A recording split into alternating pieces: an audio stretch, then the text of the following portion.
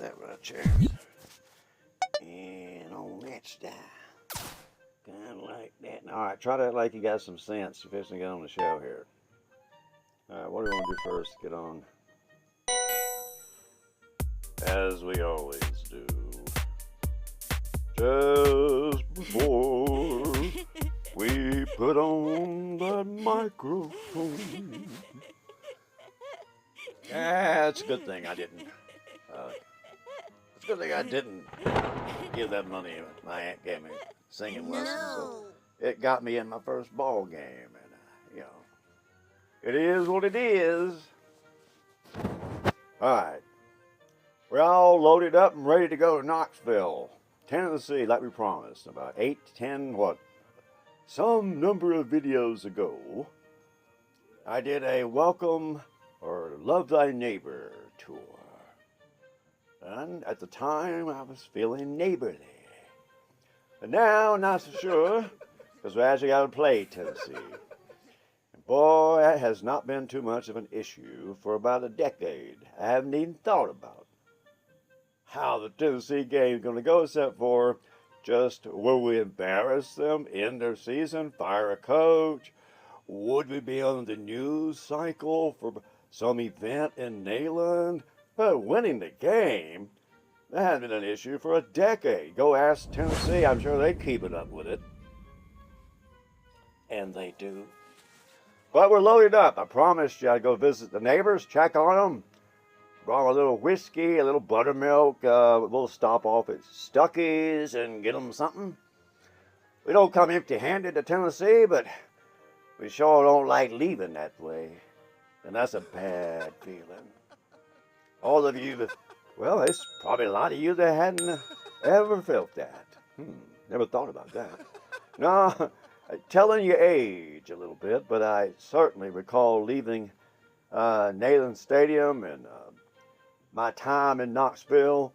I've seen them celebrate and I've seen them mourn. But I have seen them mourn. So we're aware of the carnage we bring to their community, but we're the Huns. It's really their problem after we leave. But you got to get away with a W. No.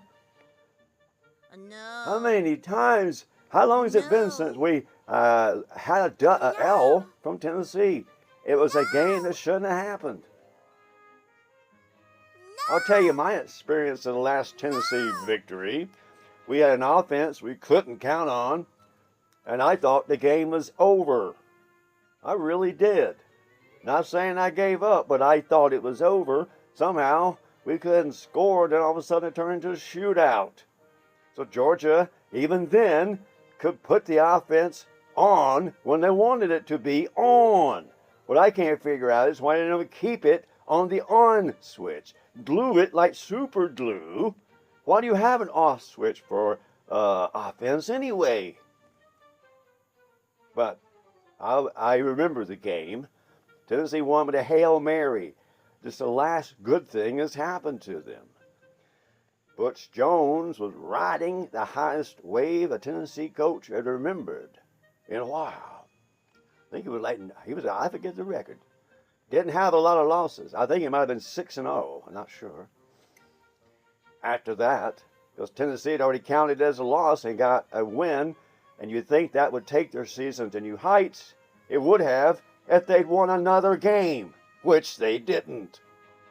And in fact, that ended the coach's career. That happens. When Georgia's good, we don't know what kind of damage we leave behind. They're not always the same team for the next week.